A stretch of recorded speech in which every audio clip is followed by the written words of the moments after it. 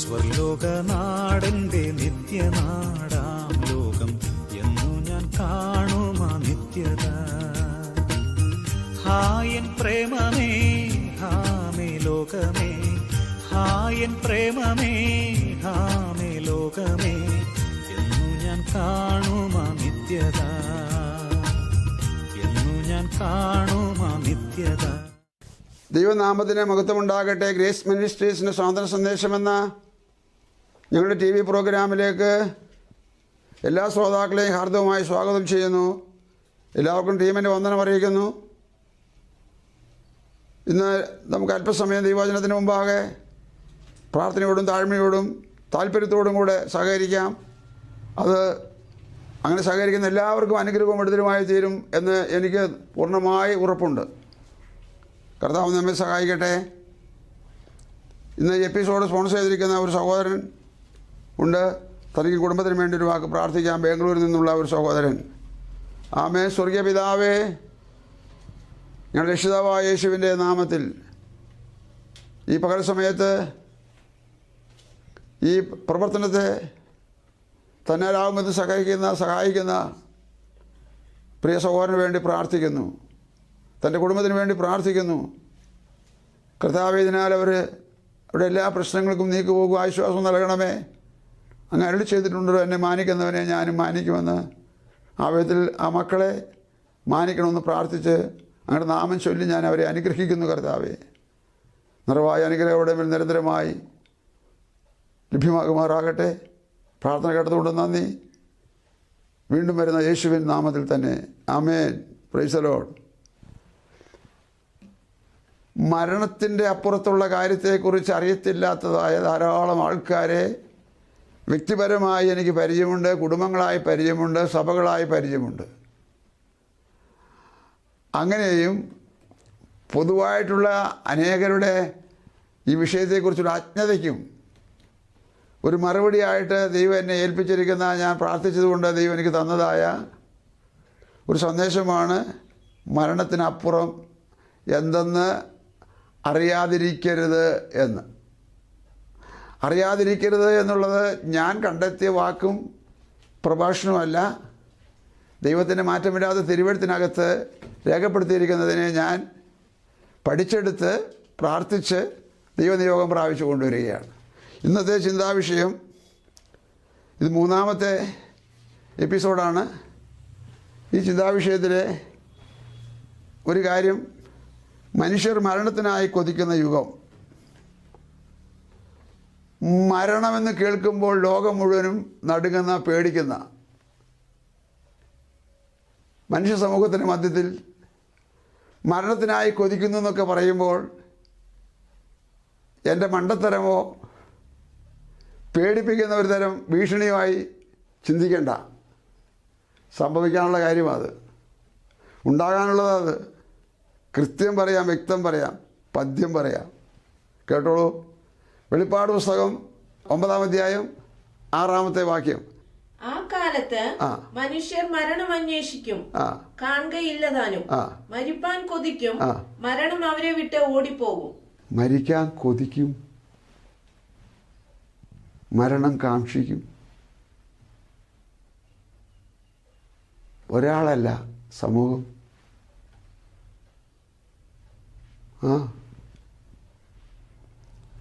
അതിനൊരു ആമുഖം പറയുകയാണെങ്കിൽ, വയോധികനായിരുന്ന യോഹന്നാൻ്റെ ഏകാന്തതയിലെ പത്മോസ് ദ്വീപിൽ വെച്ച് കർത്താവ് ഒരു പ്രത്യക്ഷനായിട്ട് പറഞ്ഞു, നീ ഇത് എഴുതുക, എഴുതി 7 സഭകൾക്ക് അയക്കുക. യോഹന്നാൻ നടുങ്ങിക്കാണും. തുടങ്ങുന്നിങ്ങനെ പറഞ്ഞുകൊണ്ടാണ്, യേശുക്രിസ്തുവിൻ്റെ വെളിപ്പാട് മേലാൽ സംഭവിപ്പാനുള്ളത് തന്റെ ദാസന്മാരെ കാണിക്കേണ്ടതിന് ദൈവം അത് അവന് കൊടുത്തു. അവൻ തന്നെ ദൂതനെ അയച്ച് ദാസനായ യോഹന്നാനെ പ്രദർശിപ്പിച്ചു. നോക്കുക, ദൈവം യേശുവിന് കൊടുത്തു, യേശു ദൂതന് കൊടുത്തു. ദൂതൻ യോഹന്നാന് കൊടുത്തു.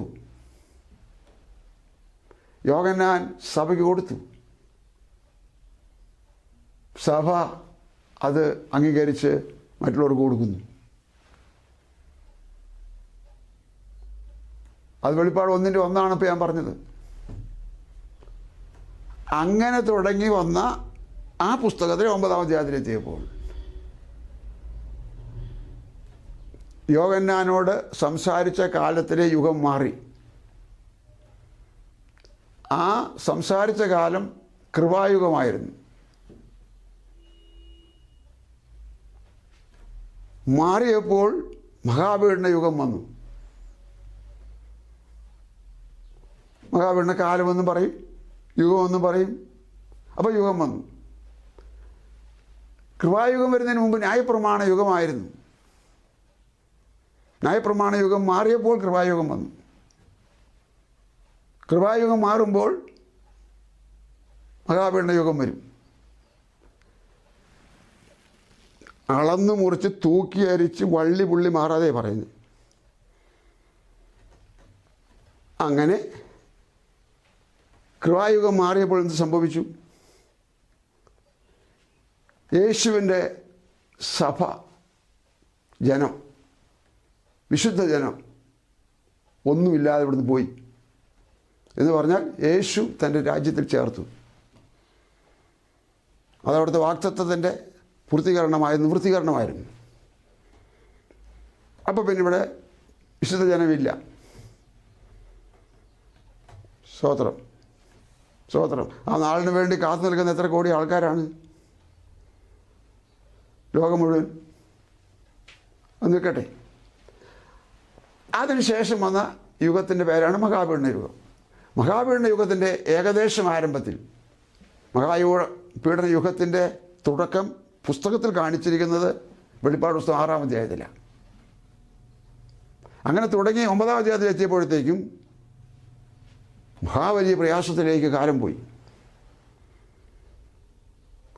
അതിനൊരു പേരുണ്ട്, ദൈവകോപത്തിൻ്റെ കാലം, ദൈവകോപം വെളിപ്പെടുന്ന കാലം. ആ വാക്യങ്ങൾ ഞാനൊന്ന് വാക്യം മാത്രമായിട്ട് ഉദ്ധരിക്കാം.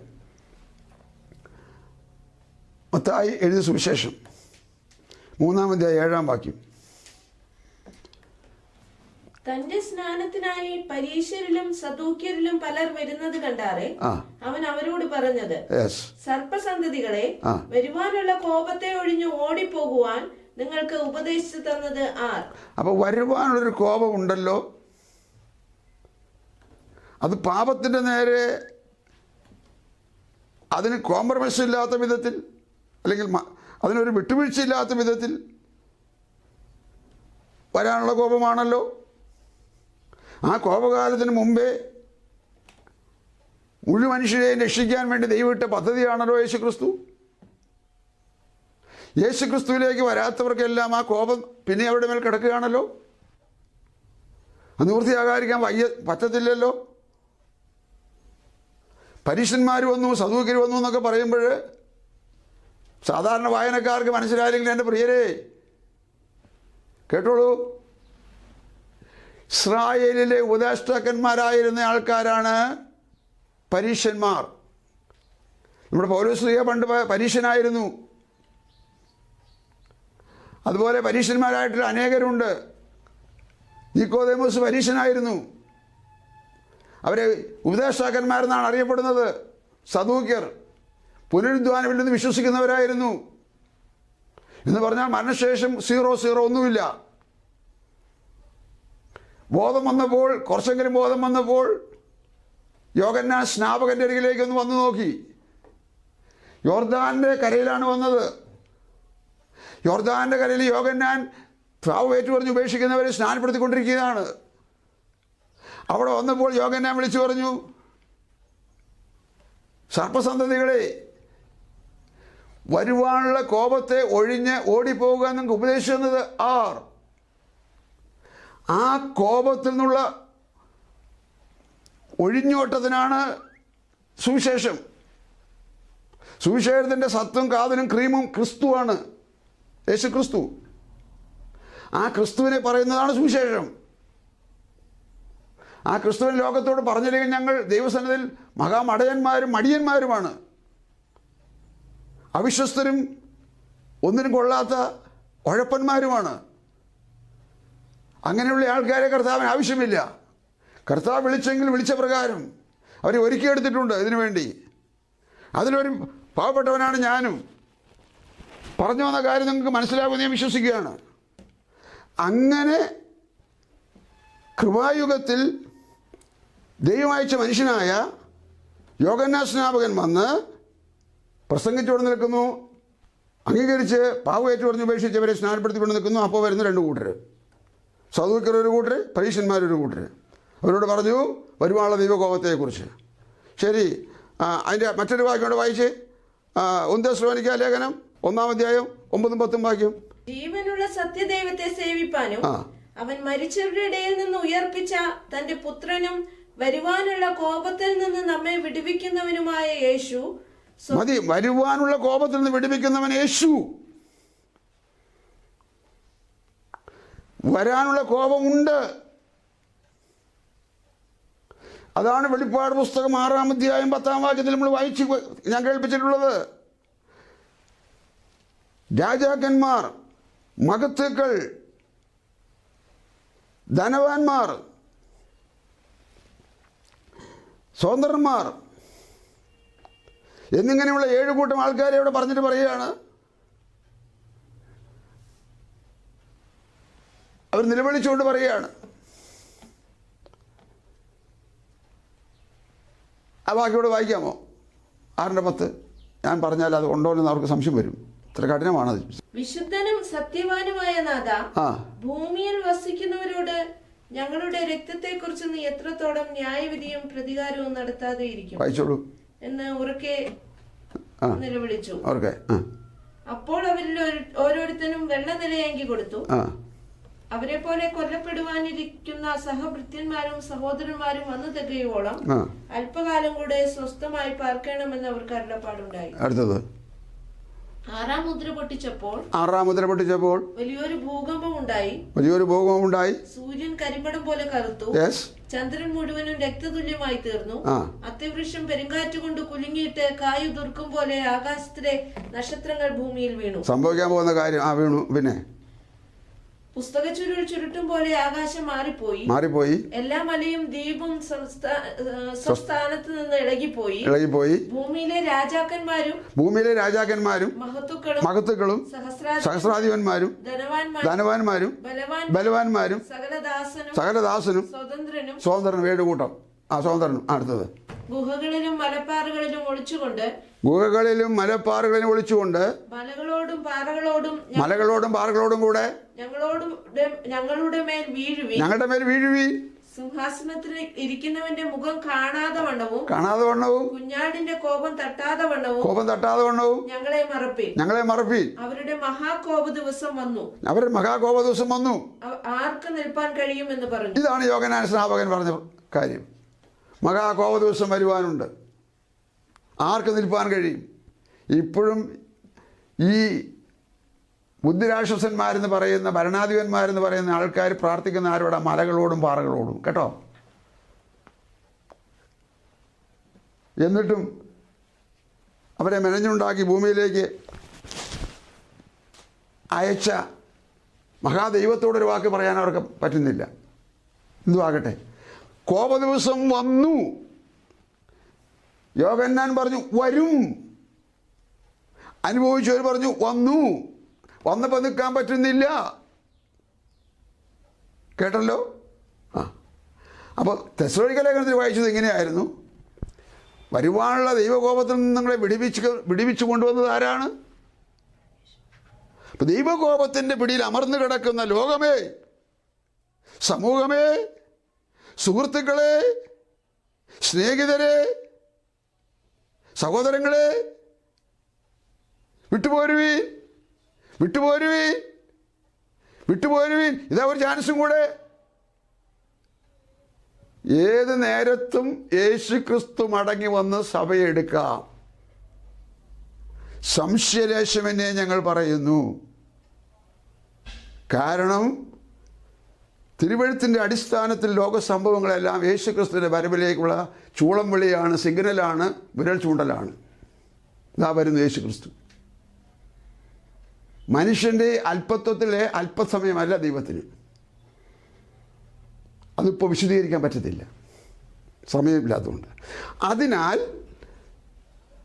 ഈ വരാനുള്ള ദൈവകോപത്തെക്കുറിച്ച് യേശുക്രിസ്തു പറഞ്ഞുകൊണ്ട് ഒരു വാക്ക് വായിച്ചു, ആ ഭാഗം വിടാം.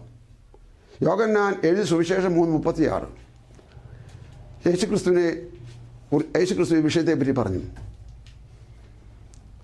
അതെന്താണ് പറഞ്ഞത് നോക്കാം. പുത്രനിൽ വിശ്വസിക്കുന്നവന് നിത്യജീവനുണ്ട്. യേശുക്രിസ്തു എന്ന പുത്രനിൽ വിശ്വസിക്കുന്ന നിത്യജീവനുണ്ട്. പുത്രനെ അനുസരിക്കാത്തവനോ ജീവനെ കാണുകയില്ല. പുത്രനെ അനുസരിക്കാത്തവൻ ജീവനെ കാണുകയില്ല. ദൈവക്രോധം അവന്റെ മേൽ വസിക്കുന്നതേ. ഈ ക്രോധത്തിലാണ് കിടക്കുന്നത്. ലോകം ഈ ക്രോധത്തിലാണ് കിടക്കുന്നത്. ഞങ്ങൾക്ക് ഇപ്പോൾ സുബോധത്തിന് പ്രശ്നമൊന്നുമില്ല. നിങ്ങൾക്ക് തോന്നും ഞങ്ങൾക്ക് വട്ടാന്ന്, ചിലപ്പോൾ തോന്നും. ഇന്നത്തെ മിടുക്കന്മാരായവർ ധാരാളം ആൾക്കാരുണ്ടല്ലോ, അവർക്കിതൊക്കെ അരോചകമാണല്ലോ. ഞാനെല്ലാവരെയും അങ്ങനെ താറടിക്കുന്നൊന്നുമില്ല. ഞാൻ പറഞ്ഞതിൻ്റെ കാര്യത്തിലേ ഉള്ളൂ. ഞങ്ങൾ പറയുന്നത് ഞങ്ങളുടേതായിട്ടല്ല. മനോരമ പത്രക്കാരൻ, ഞാൻ പത്രം നടത്തി തുടങ്ങിയിട്ട് 60 വർഷം കഴിഞ്ഞു, നിരന്തരം വരുന്നത്. ആ പത്രത്തിലെ വാർത്ത മനോരമ ഓഫീസിലെ വാർത്തയല്ല. ദേശത്ത് നടന്ന കാര്യത്തെ ഒരുമിച്ച് ക്രോഡീകരിച്ച് പ്രിൻ്റ് ചെയ്ത് ഓരോ വീട്ടിലെത്തിച്ചു കൊടുക്കുന്ന പത്രത്തിലെ വാർത്ത. എന്ന പോലെ പുസ്തകത്തിലെ വാർത്ത ഞങ്ങളുടെ വാർത്തയല്ല, ഞങ്ങൾ നിങ്ങളെ അറിയിക്കുന്ന ഒരു മാധ്യമം മാത്രം. ഓക്കെ, ആ ഭാഗം വിടട്ടെ. അപ്പോൾ അതുകൊണ്ട് ഓർക്കുക, ഞാനെന്താ പറഞ്ഞതെന്ന്, വരാനുള്ള ദൈവകോപം. ആ കോപത്തിൻ്റെ ഒരു സ്റ്റാർട്ടിങ് ആണ്, അല്ലെങ്കിൽ തുടക്കമാണ് വെളിപ്പാട് 6-ാം അധ്യായം മുതൽ കിടക്കുന്നത്. ആ 6-ാം അധ്യായം മുതൽ കിടക്കുന്ന കാര്യത്തിൽ ഉള്ളത് 9-ാം അധ്യായത്തിൽ നമ്മൾ വായിച്ചത് മരിക്കുന്ന കാര്യത്തെപ്പറ്റി വായിച്ചത്. മരിക്കരുത് എന്നല്ല, ഞങ്ങൾക്ക് മരിക്കണം എന്നുമല്ല, ഞങ്ങൾക്ക് തുടരാൻ പറ്റില്ല എന്നുമല്ല. വെളിപ്പാട് പുസ്തകം 9-ാം അധ്യായത്തിൻ്റെ 3 മുതൽ 6 വരെ ശാന്തമായിട്ട് വായിച്ചു. എല്ലാവരും കേൾക്കട്ടെ. പുകയിൽ നിന്ന് വെട്ടുക്കിളി ഭൂമിയിൽ പുറപ്പെട്ടു. അതിന് ഭൂമിയിലെ തേളിനുള്ള ശക്തി ലഭിച്ചു. നെറ്റിയിൽ ദൈവത്തിന്റെ മുദ്രയില്ലാത്ത മനുഷ്യർക്കല്ലാതെ ഭൂമിയിലെ പുല്ലിനും പച്ചയായതൊന്നിനും യാതൊരു വൃക്ഷത്തിനും കേടുവരുത്തരുത് എന്ന് അതിന് കൽപ്പനയുണ്ടായി. കിളിക്ക് കൽപ്പനയുണ്ടായി, വെട്ടുകിളിക്ക് കൽപ്പനയുണ്ടായി. വെട്ടുകിളി ഇതൊക്കെ മനസ്സിലാക്കുമോ? ഇതൊക്കെ അനുസരിക്കുമോ? എന്ത് വിരോധാഭാസമായത്, എന്ത് വൈരുദ്ധ്യമായത്, ആർക്കാണ് ഇതൊക്കെ മനസ്സിലാക്കാൻ കഴിയുന്നത്? എന്ത് യുക്തിയാണ് ഇതിനകത്ത്? ഓർക്കുക, ഞങ്ങൾക്കിത് ഈസിയാണ്. തമ്പുരാൻ്റെ വാ തുറന്നിട്ടുള്ള ഓരോ വാക്കും അങ്ങനെ തന്നെ. ആകാശം മാറും, ഭൂമി മാറും, ദൈവവചനത്തിൽ നിന്ന് വള്ളിയെങ്കിലും പുള്ളിയെങ്കിലും മാറുകയില്ല. സകലവും മാറുമ്പോഴും മാറാത്ത ഒന്ന് ഭൂതലത്തിൽ ശേഷിക്കുന്നെങ്കിൽ അത് ഈ വചനമാകുന്ന ഗ്രന്ഥമാണ്. ഇതിന്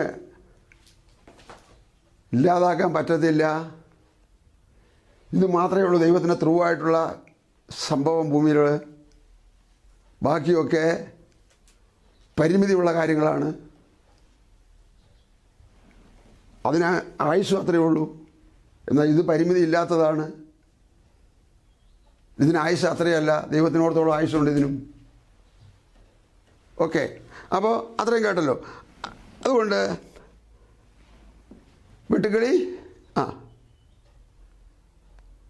വെട്ടുക്കിളിക്ക് 5-ാം വാക്യം, അവരെ കൊല്ലുവാനല്ല 5 മാസം ദണ്ഡിപ്പിപ്പാൻ അത്രേ അതിന് അധികാരം ലഭിച്ചത്. അവരുടെ വേദന തേൾ മനുഷ്യനെ കുത്തുമ്പോൾ ഉള്ള വേദന പോലെ തന്നെ. ആ കാലത്ത് മനുഷ്യർ മരണം അന്വേഷിക്കും. ആ കാലത്ത് അത് കിട്ടാനാണ് ഞാൻ വായിപ്പിച്ചത്. തേള് കുത്തുന്നത് പോലെയുള്ള വേദന നമ്മെ വേദനയിലാക്കി തീർക്കുന്ന വെട്ടുക്കിളിയുടെ കുത്തേറ്റപ്പോൾ ട്രീറ്റ്മെൻ്റ് ഇല്ലാത്ത കാലം എന്ന് പറഞ്ഞാൽ ചികിത്സയില്ല. വേദന സംഹാരമൊന്നും അന്നേരം ഭരിക്കത്തില്ല. ഡോക്ടർമാർക്ക് ഇത് അറിയത്തില്ല. അവർ പഠിച്ചതിൽ ഇതല്ലാത്ത കൊണ്ടാണ്. വെട്ടുക്കിളിയുടെ കാര്യവും തേൾ കുത്തുന്ന പോലെ കുത്തുമ്പോൾ മനുഷ്യന് ഇങ്ങനെയുള്ള പ്രയാസങ്ങളുണ്ടാകുന്ന കാര്യമൊന്നും അവർ പഠിച്ചില്ല.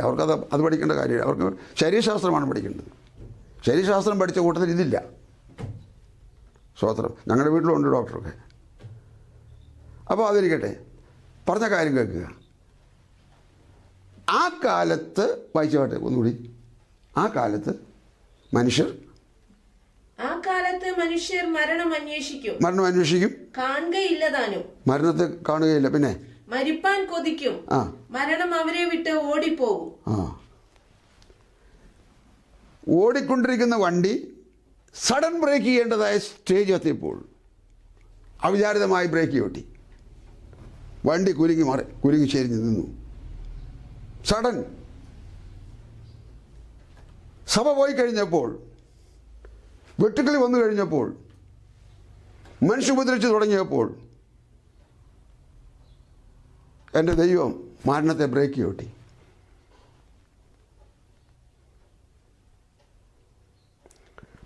ദൈവം മരണത്തെ പിടിച്ചു നിർത്തി, വിലക്കി.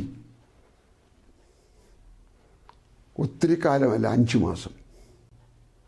ഈ 5 മാസത്തിൻ്റെ തുടക്കത്തിൽ വേദനയുടെ സഹികെട്ടപ്പോൾ മരണമാണതിനേക്കാൾ നല്ലതെന്ന് അവർക്ക് തോന്നി. ഉന്നതന്മാരായ ആൾക്കാർക്ക് തോന്നും, താഴെക്കിടയിലുള്ളവർക്ക് തോന്നും, പണക്കാർക്ക് തോന്നും, ഭരണാധിപന്മാർക്ക് തോന്നും. മുഖപക്ഷമില്ല വെട്ടുകിളിക്ക്. ദൈവത്തിന് മുഖപക്ഷമില്ല.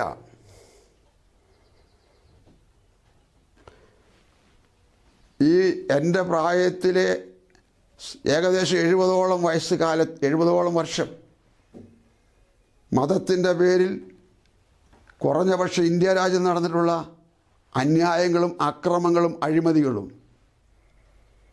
ലോകത്ത് നടന്നിട്ടുള്ള ഈ പേരിൽ നടന്നിട്ടുള്ള കൊലപാതകങ്ങളും കണ്ട് കൃപായുഗമായതുകൊണ്ട് മഹാദൈവം ക്ഷമയുടെ നെല്ലിപ്പടിയിലെത്തി നിൽക്കുകയാണ്.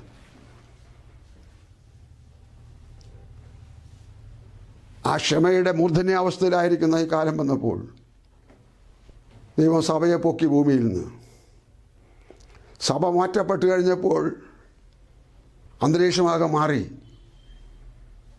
എന്ന് പറഞ്ഞാൽ, രാജ്യത്തിന് വേണ്ടി മധ്യസ്ഥ ചെയ്യുന്നവർ പോയി, ഭരണാധിപന്മാർക്ക് വേണ്ടി പ്രാർത്ഥിക്കുന്നവർ പോയി, സമാധാനകാംക്ഷികൾ പോയി, വിശുദ്ധ ജീവൻ നയിക്കുന്ന ന്യായമായി ജീവിക്കുന്ന ആൾക്കാർ പോയി. ആൾക്കാരിങ്ങനെ പോയപ്പോൾ ലോകത്തെ പാപത്തിന് തടയിട്ട് നിർത്തി നിന്നിരുന്ന പരിശുദ്ധാത്മാവ് പോയി. വിശുദ്ധജനം പോയി, പരിശുദ്ധാത്മാവും പോയി. പിതാവിൻ്റെ വലത്ത് ഭാഗത്ത് 24 മണിക്കൂറും ലോകത്തിന് വേണ്ടി മധ്യസ്ഥ നടത്തിക്കൊണ്ടിരുന്ന യേശു ക്രിസ്തു അവിടുന്ന് മാറി. ഇനി അവിടെ യേശു ഇല്ല മധ്യസ്ഥതയ്ക്ക്. യേശു തൻ്റെ സഭയെ ചേർത്തുകൊണ്ട് വേറെ ദൗത്യത്തിലേക്ക് നീങ്ങി. ലോകം ഒരു വല്ലാത്ത അവസ്ഥയിലേക്ക് നീങ്ങി. ദുർവർണ്ണമുണ്ടായി. അതെല്ലാം നിങ്ങൾക്ക് വെളിപ്പാട് പുസ്തകത്തിൽ വായിച്ചാൽ കാണാം. ഇപ്പോൾ ഞാനിവിടെ പറഞ്ഞുകൊണ്ടിരിക്കുന്നത്, മരണത്തിനായി മനുഷ്യർ ദാഹിക്കുന്നു, മനുഷ്യർ മരണത്തിനായി കൊതിക്കുന്നു. ആത്മഹത്യ ചെയ്താൽ, വിഷം കുടിച്ചാൽ ചാകത്തില്ല. വണ്ടി കയറ്റി കൊല്ലാന്ന് വെച്ചാൽ ചാകത്തില്ല. ഈ പുസ്തകത്തിൽ എഴുതിയ കാര്യം സത്യമായി നിറവേറുമെന്ന് 100%, 1000% സത്യമാണത്. മാറത്തില്ല. അപ്പം അതുകൊണ്ട് പ്രിയരെ, ഞാൻ പറഞ്ഞു വന്നത്, മരണത്തിന് ബൈബിൾ വിളിക്കുന്ന ഒരു പേരും കൂടെ പറഞ്ഞു ഞാൻ ബാക്കി പറയാം. മരണത്തിനൊരു പേര് 1 കൊരിന്ത്യർ 15:26. ഒടുക്കത്തെ ശത്രുവായിട്ട് മരണം നീങ്ങിപ്പോകും. ഒടുക്കത്തെ ശത്രുവാണ് ഈ പുള്ളി. ഒരു കാര്യങ്ങളാലും പിടിച്ചു നിർത്താൻ, തടഞ്ഞു നിർത്താൻ, മാറ്റി നിർത്താൻ കഴിയാത്ത വണ്ണമുള്ള മഹാബലി ശത്രുവാണ് ഈ മരണം. ആ മരണം നീങ്ങിപ്പോയി. ഒടുക്കത്തെ ശത്രുവായിട്ട് മരണം എന്തായി? നീങ്ങിപ്പോകും. ഇതൊക്കെ ഉണ്ടാക്കി കെട്ടി പറയുന്നതോ? ഇതൊക്കെ എന്തിനു പറയുന്നു? വരുവാനുള്ള കോപത്തിൽ നിന്നെ മാറ്റിയെടുക്കാനുള്ള മാധ്യമം. ഒരവസരത്തെക്കുറിച്ച് ഒരവസരം കൂടെ ഉണ്ടെന്ന് പറയുകയാണ്. കൃപായുഗത്തിൻ്റെ വാതിലടഞ്ഞു കഴിഞ്ഞാൽ, ബാക്കി നിങ്ങൾ തന്നെ പറഞ്ഞാൽ മതി. ഞാൻ ഈ പറഞ്ഞു വന്ന വിഷയം മനുഷ്യർ മരണത്തിനായി കൊതിക്കുന്ന യുഗം. അതാണ് ഞാൻ മഹാപീഡന യുഗം. ആ യുഗത്തിലേക്ക് മെല്ലെ മെല്ലെ ചലിച്ചുകൊണ്ടിരിക്കുകയാണ് ലോകം, ചലിച്ചുകൊണ്ടിരിക്കുകയാണ്. പലർക്കും ഇതിനകത്ത് സംശയം ഉണ്ടാകാം. ആ സംശയം ഒന്ന് മാറാൻ വേണ്ടിയിട്ട് എൻ്റെ സിസ്റ്ററെ യെശയ്യാ 24 5 വാക്യം. ഭൂമിയിലെ ഉന്നതന്മാർ ക്ഷീണിച്ചു പോകുന്നു, ഭൂമി അതിലെ നിവാസികളാൽ മലിനമായിരിക്കുന്നു. അവർ പ്രമാണങ്ങളെ ലംഘിച്ച് ചട്ടത്തെ മറിച്ച് നിത്യനിയമത്തിന് ഭംഗം വരുത്തിയിരിക്കുന്നു. അതുകൊണ്ട് ഭൂമി ശാപഗ്രസ്തമായി, അതിൽ പാർക്കുന്നവർ ശിക്ഷ അനുഭവിക്കുന്നു. അതുകൊണ്ട് ഭൂവാസികൾ ദഹിച്ചുപോയി, ചുരുക്കം പേർ മാത്രം ശേഷിച്ചിരിക്കുന്നു. 16 വാക്യം. നീതിമാന് മഹത്വം എന്നിങ്ങനെ ഭൂമിയുടെ അറ്റത്ത് നിന്ന് കീർത്തനം പാടുന്നത് ഞങ്ങൾ കേട്ടു. ഞാനോ എനിക്ക് ക്ഷയം, എനിക്ക് അയ്യോ കഷ്ടം എന്ന് പറഞ്ഞു. ദ്രോഹികൾ ദ്രോഹം ചെയ്തിരിക്കുന്നു, ദ്രോഹികൾ മഹാദ്രോഹം ചെയ്തിരിക്കുന്നു. ഭൂവാസിയെ പേടിയും കുഴിയും കെണിയും നിനക്ക് നേരിട്ടിരിക്കുന്നു. പേടി കേട്ട് ഓടിപ്പോകുന്നവൻ കുഴിയിൽ വീഴും. പേടിയും കണിയും കുഴിയും നേരിട്ടു. പേടി കേട്ട് ഓടിപ്പോകുന്നവൻ കുഴിയിൽ വീഴും. കുഴിയിൽ നിന്ന് കയറുന്നവൻ കെണിയിലകപ്പെടും. ഉയരത്തിലെ കിളിവാതിലുകൾ തുറന്നിരിക്കുന്നു. ഭൂമിയുടെ അടിസ്ഥാനങ്ങൾ കുലുങ്ങുന്നു. ഭൂമി പൊടുപൊടെ പൊട്ടുന്നു. ഭൂമി കിറുകിറെ കീറുന്നു. ഭൂമി കിടുകിട കിടുങ്ങുന്നു. ഭൂമി മത്തനെ പോലെ ചാഞ്ചാടുന്നു. കാവൽ മാടം പോലെ ആടുന്നു. അതിന്റെ അകൃത്യം അതിന്മേൽ ഭാരമായിരിക്കുന്നു. അത് വീഴൂ.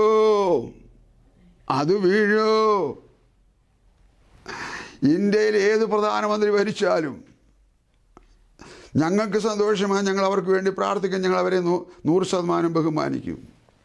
സ്റ്റേറ്റിലേത് ആൾക്കാർ ഭരിച്ചാലും ഞങ്ങൾ അവരെ ബഹുമാനിക്കും. ഞങ്ങൾ അവർക്ക് വേണ്ടി പ്രാർത്ഥിക്കും. എന്നാൽ ഇത്തരം ആൾക്കാരായ സകലരോടുമായിട്ട് ഞങ്ങൾ പറയട്ടെ, നിങ്ങളെങ്ങനെ പിടിച്ചാലും കിട്ടാതെ വണ്ണം എന്തെല്ലാം സന്നാഹങ്ങൾ ഒരുക്കിയാലും, ഏതെല്ലാം സൈസ് യുദ്ധസന്നാഹങ്ങൾ ക്രമീകരിച്ചാലും, പ്ലെയിൻ ക്രമീകരിച്ചാലും നിങ്ങൾക്ക് പിടിച്ചു നിർത്താൻ കഴിയത്തില്ല. നിങ്ങളുടെ കുഴപ്പമല്ല. നിങ്ങളുടെ കുഴപ്പമെന്ന് പറയുന്ന എതിർ രാഷ്ട്രീയക്കാരാണ്. ഞങ്ങളെപ്പോലുള്ളവർ നിഷ്പക്ഷവാദികളാണ്. ഞങ്ങൾക്കറിയാം ആ പാവം രാവും പകലുമില്ലാതെ എത്ര കഷ്ടപ്പെടുന്നു. എന്നിട്ടും അവരെ കൊണ്ട് കഴിയാതെ വണ്ണം പിടിപെട്ടു പോയല്ലോ. ഞാനിത് പറയുന്നത് എൻ്റെ ലോകത്തെ ഞാൻ സ്നേഹിക്കുന്നു, അഥവാ എൻ്റെ ഭാരതത്തെ ഞാൻ സ്നേഹിക്കുന്നു, എൻ്റെ സ്റ്റേറ്റിനെ ഞാൻ സ്നേഹിക്കുന്നു, അവിടുത്തെ ഭരണാധികാരികളെ ഞാൻ സ്നേഹിക്കുന്നു. ഞാൻ അവർക്കായിട്ട് പ്രാർത്ഥിക്കുന്നു. എനിക്ക് അവരോട് വിരോധമില്ല. പക്ഷേ നിങ്ങളുടെ ഈ ത്യാഗവും സഹനവും കഷ്ടവും കാണുമ്പോൾ സഹതാപമുണ്ട്. നിങ്ങളെക്കൊണ്ട് കഴിയത്തില്ല പ്രിയരെ, കഴിയത്തില്ല. കാരണം ഭൂമിയിലെ മനുഷ്യർ അത്രത്തോളം വഷളായി ദൈവം കണ്ടു മടുത്തു. ആകാശത്തെ കിളിവാതിൽ തുറക്കാൻ സമയമായി. അതാണ് മനുഷ്യൻ മരണത്തെ കൊതിക്കും. മരണം കാണുകയില്ല. മരണത്തെ ദൈവം ബ്രേക്ക് ചവിട്ടി. ഓർക്കുക, ആ ബ്രേക്ക് ചവിട്ടിയ മരണത്തെ വിഷം കുടിച്ച് ചാകാനും തോക്കിൻ്റെ ഉണ്ടെങ്കിൽ കൊല്ലാനും ഈ വിധത്തിലുള്ള മറ്റൊരു കാര്യത്തിനും സാധ്യമല്ലാതെ വണ്ണം മരണം നടക്കൂല. അംഗവൈകല്യം വരുത്താം, മുറിവേൽപ്പിക്കാം, ആസ്പത്രിയിലാക്കാം, ഒരുപാട് കാര്യങ്ങൾ ചെയ്യാം. പക്ഷെ മരണത്തെ സാധിക്കില്ല. ദൈവം 5 മാസം മരണത്തെ ചവിട്ടി നിർത്തി. ജനം പഠിക്കട്ടെ. അവസരം കൊടുത്തപ്പോൾ ഒന്നുകൂടി പറഞ്ഞു നിർത്തട്ടെ. ഈ പുസ്തകം 7 പ്രധാനപ്പെട്ട യുഗങ്ങളെക്കുറിച്ച് പറയുമ്പോൾ 7 യുഗങ്ങളിലും ഏറ്റവും ദീർഘകാലം നിലനിന്ന ഒരു യുഗമാണ് കൃപായുഗം. ആ കൃപായുഗത്തിലാണ് ഞാനും നിങ്ങളും നിൽക്കുന്നത്. ഈ കൃപായുഗം എന്ന് പറഞ്ഞാൽ സൗജന്യ കാലഘട്ടം എന്നാണ് അതിൻ്റെ മറുവശം. ആ സൗജന്യ കാലഘട്ടമാകുന്ന കൃപായുഗത്തിന് അടിവരയിടാൻ പോവുകയാണ്. ഈ കൃപായുഗം മാറിയാൽ സ്ഥിതി ആകെ വഷളാകുന്നു. ഇനി ആ മഹാപീഡന കാലം കഴിഞ്ഞിട്ടുള്ള കാര്യം പിന്നാലെ അവസരം പോലെ പറയാം. അപ്പോൾ കാര്യങ്ങൾ പിന്നെയും മറിയും. അത് നല്ല കാലത്തിലേക്ക് വരും. ഇരിക്കട്ടെ, ഞാനിവിടെ അവസാനിപ്പിക്കുന്നു. സ്വർഗീയ പിതാവേ, യേശുവിൻ നാമത്തിൽ. ഈ പകൽ പ്രാർത്ഥിക്കുന്ന നേരം അങ്ങയുടെ കരുണയുടെ വ്യാപാര നിമിത്തം, കൃപയുടെ അളവില്ലായ്മ നിമിത്തം ഈ കേട്ട ജനത്തെ അനുഗ്രഹിക്കണം. വെറും മുഖാന്തരം ഇത് വ്യാപകമാകാനിടയാകണം. സകലരോടുമായ അടിയങ്ങളാൽ കഴിയുന്ന വിധത്തിൽ ഞങ്ങളുടെ പരിമിതിയിൽ നിന്നുകൊണ്ട് കാര്യങ്ങൾ വളരെ ശാന്തമായി പറഞ്ഞ് കേൾപ്പിച്ചല്ലോ. മരണത്തെ കൊതിക്കുന്ന യുഗം വരുമ്പോൾ എങ്ങനെ മാറി നിൽക്കാൻ കഴിയുമെന്ന് ആർക്കും പിടിയില്ലല്ലോ. അതുകൊണ്ട് കർത്താവ് ഈ കാര്യങ്ങൾ അവരെ ഗ്രഹിപ്പിക്കണമേ. വ്യക്തിപരമായി കുടുംബമായി അവരെ സഹായിക്കണം, അനുഗ്രഹിക്കണം, മഹത്വമെടുക്കണം. യേശു ക്രിസ്തുവിൻ്റെ നാമത്തിൽ തന്നെ. Amen, amen. God bless U.